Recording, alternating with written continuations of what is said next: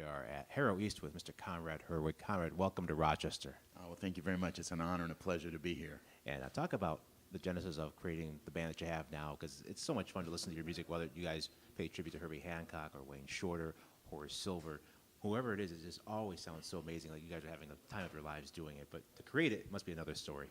Well, the genesis of this band started with the Latin side of John Coltrane. Right. And, that was just so spiritual and an amazing experience. John Coltrane is one of my idols of my life. And so we started with that, and then it was a natural progression through Miles' music and Herbie.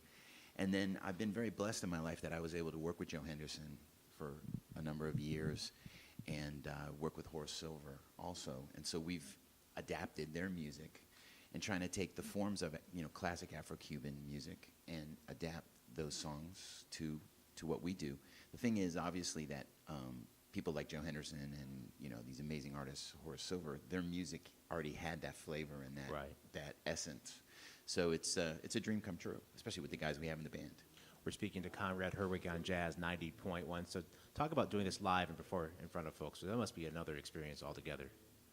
Well, it's great. We've been doing this unbelievably for about over 20 years. And so I think what's really cool is the fact that when you do things in an Afro-Caribbean setting, some people that maybe aren't as much of a jazz fan, of course, you're preaching to the choir in a jazz festival like this when you have, great jazz fans. But many times we're there playing for people that haven't really been exposed to jazz, but they love the Afro-Caribbean forms, the Afro-Cuban feel and the rhythms that makes them dance and makes everybody feel happy because it's it's a 40,000-year history. So, it's what we do, and it's just an amazing thing to be able to share this music because, all the jazz insiders, we love Coltrane, we love Joe Henderson, we love Horace Silver or Herbie Hancock. But to some younger audiences, maybe they're not as experienced with that music. So it brings the music to a new audience. We're speaking to Conrad Herwig on Jazz 90.1, getting ready for his 5:30 show, and again, 7:15.